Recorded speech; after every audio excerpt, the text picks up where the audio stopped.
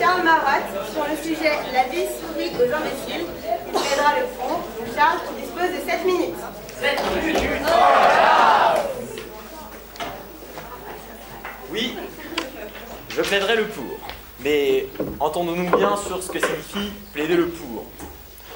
Non pas que je soutienne la cause des imbéciles.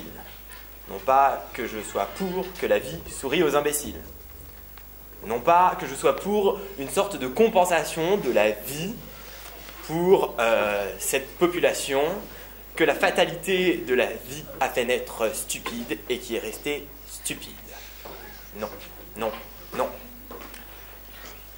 Je soutiens bien la réalité philosophique, anthropologique, sociologique, allons même jusqu'à dire ethnologique.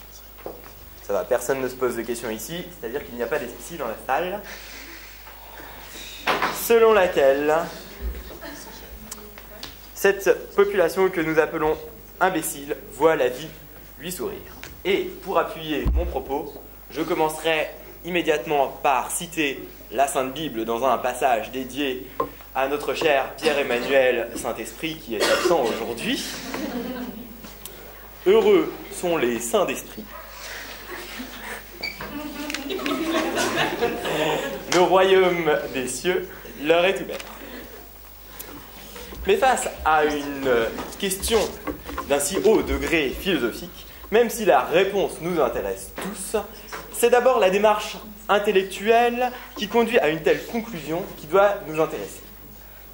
Et je dois dire qu'immédiatement, en lisant ce sujet, le premier mot d'esprit qui m'est venu, et c'était plutôt des mots de bouche, ce fut le sourire de ce Bohémond Pasquier qui est parti à l'instant.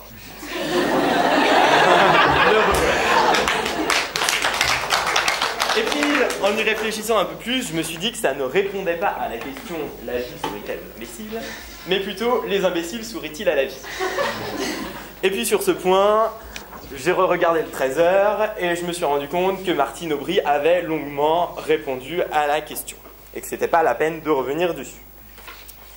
Enfin bon, revenons à notre problème philosophique et son analyse. Définition. Imbécile qui est peu capable de comprendre, de raisonner et d'agir judicieusement. Qu'est-ce que la vie qui sourit à quelqu'un? C'est une vie marquée par la réussite des actions que l'on entreprend, autrement dit, une vie où le sentiment de bonheur prédomine, quelle qu'en soit la forme.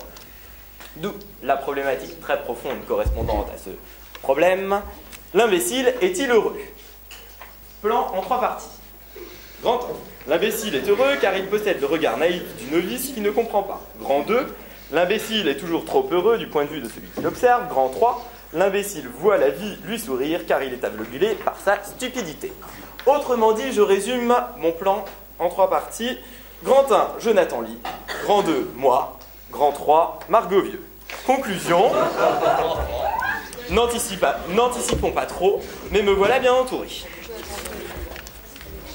Grand 1, je vous disais donc, l'imbécile est heureux car il a la naïveté et l'insouciance du novice qui ne sait pas.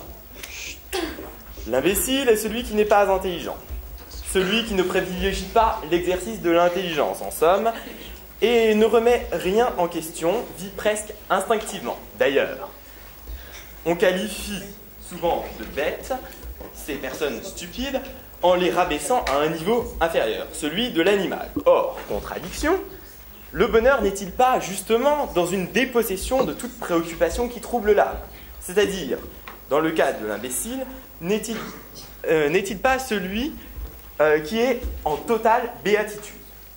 En parlant de bête, donc je vous l'avais annoncé, me voilà l'envie de prendre pour exemple l'un des plus beaux spécimens marins de l'ESSEC, la plus belle sirène de ce campus, toute droit venue des mers de Chine, le teint jaune et les cheveux au vent. Je veux parler de Jonathan Lee.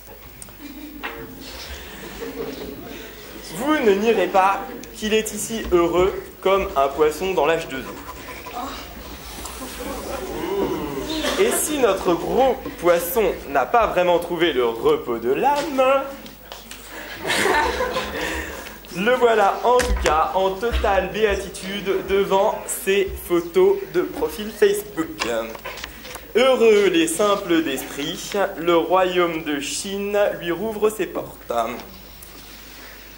Grande à entendre mes mots, je me rends compte que l'imbécile est surtout trop heureux du point de vue de celui qui l'observe et le considère comme tel. En effet, inutile de cacher, de réprimer, de nier tout le mépris que l'on peut avoir face à l'imbécile. Cet être aussi absurde qu'inutile, dont le moindre succès est considéré comme une anomalie des choses, comme une usurpation d'une parcelle de gloire qui appartient aux autres, et en particulier à nous. L'imbécile est un moins que rien, qui ne mérite rien, et dont le moindre succès fera le mal à autrui. Pourtant, grand 3, l'imbécile n'est pas heureux qu'aux yeux de celui qui l'observe. Il ressent lui aussi le bonheur, un bonheur issu de l'aveuglement de sa stupidité. Comment pourrait-il percevoir son malheur, celui qui est persuadé de tout savoir, tant sa médiocrité l'enfonce dans l'ignorance la plus totale, dans les ténèbres de sa bêtise et de sa finitude.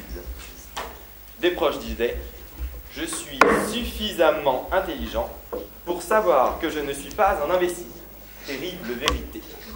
Prenons juste un petit exemple.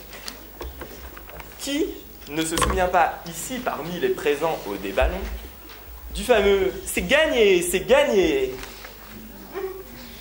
qu'une personne dont nous tairons le nom a prononcé en abhorrant un sourire radieux, digne d'une vache qui rit sur un paquet de fromage frais. Et je vous promets que la situation était pourtant normale. Il ne s'agissait pas d'un énième caprice des vieux. Enfin bref, allez meuf, oublie ces quelques mots, c'était juste de la rhétorique. Je suis trop désolé quoi. À vous maintenant, madame, monsieur, les jurés. J'espère que vous êtes maintenant convaincus que la vie sourit aux imbéciles. Je tirerai, merci, comme conclusion de cette plaidoirie que je ne doute point du succès de mes concurrents et que je préfère pour ma part que ma participation au concours s'arrête dès ce soir.